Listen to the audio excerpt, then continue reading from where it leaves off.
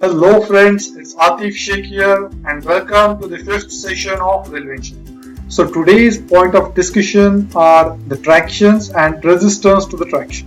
This topic is really important because based on the resistance to the tractions, you can decide the power of the engine. It's simply like you calculate the total resistance for the movement of the train and then you select the hauling power of the engine to overcome this resistance. Before starting this topic, first let's understand the parts of train itself. The train consists of mainly two units. The first one is the engine, also known as the locomotive, which provides power to the driving force. And the second unit, which is the trailing unit of the locomotive, consists of mainly the passenger compartments or the goods wagons. Now coming back to the traction, it is the source through which the locomotive drives the power.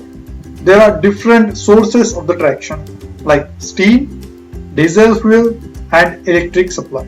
Now the choice of these tractions mainly depend upon four factors: load and carrying capacity, speed, economy and efficiency. Nowadays steam engines are absolute and majority of the locomotives derive their traction from diesel or electric supply. Now we can compare these tractions based on many factors like working hours per day, mileage, power efficiency, thermal efficiency, suitability and many more. Another important terminology is the tractive resistance or resistance to the traction. It is nothing but the forces resist the movement and speed of the train. Now this tractive resistance can be classified into four categories. First one is the train resistance. Second one is the resistance due to the track profile. Third one is the resistance due to the starting and acceleration. And the fourth one is the wind resistance. So let's discuss these all in detail one by one. So the first category is the train resistance itself. Have you ever ridden the bicycle with multiple gears? If yes, you must have realized that the force required to pedal a bicycle on a smaller gear is much higher as compared to the larger gear. Now this is nothing but the resistance due to the internal mechanism of the bicycle. The similar kind of resistance offered by the internal mechanism of train itself, like the arrangement of the wheel, crank, shaft, etc.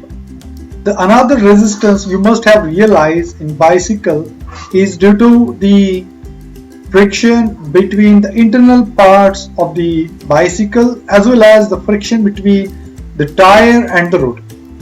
Similar kind of resistance is also exist in case of train. Because of the friction between the moving parts of the train, there is resistance for the movement. Similarly, the friction between the wheel as well as the rail, it causes resistance to the movement of the train. Another resistance is because of the parts of the train itself, like locomotive, compartments and wagons. While moving, these parts interact with each other and offers a resistance to the movement. It is also known as journal friction. To reduce this kind of friction between the compartments and locomotive, generally different type of coupling and bearings are used, and these couplings and bearings generally lubricated in order to reduce the friction. The value of journal friction varies from 0.5 to 1.5 kg per ton. One more type of train resistance is due to the wave action of the track. Whenever the wheel load acts on a rail, it causes depression and this forms a wave in the rail. This wave action offers resistance to the movement of the train. Now the combined value of the resistance, that is the resistance between the wheel and the rail plus the resistance due to the wave action plus the resistance due to the internal parts of the train, can be computed with the help of this formula. Now here W stands for the weight of the train in tons. Now here let me clear one thing, that whatever the train resistances we have studied yet are speed independent. So in addition, there are three more train resistances which are actually dependent on the speed.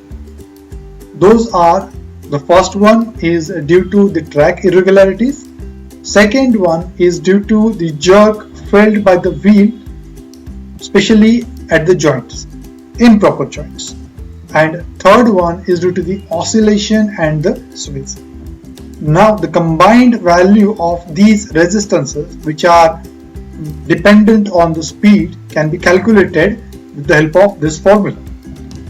In this formula, W stands for the weight of the train in tons, while V stands for the speed of the train in kilometer per hour. The last part of the train resistances is the atmospheric resistance. In this, it is considered that the wind is not at all blowing. So there is no relative motion with respect to the wind. So whatever is the weight of the air, it creates some action on the train, and that is taken into consideration under these atmospheric resistances, and this can be computed with the help of this formula. Now by adding these three formulas, we can directly compute the total train resistance of it. So let's summarize the things that we have studied in this session. First one, we have studied about the traction and its sources. Second, we have discussed about the tractive resistances. In that, we have seen there are mainly four categories. The first one is the train resistance, second one is the track resistance, third one is due to the starting and acceleration, and the fourth one is due to the wind action. In addition to these, we have also discussed in detail the train resistances, which are speed independent and speed dependent. The other resistances we will discuss in the second part of this session. Thanks for watching.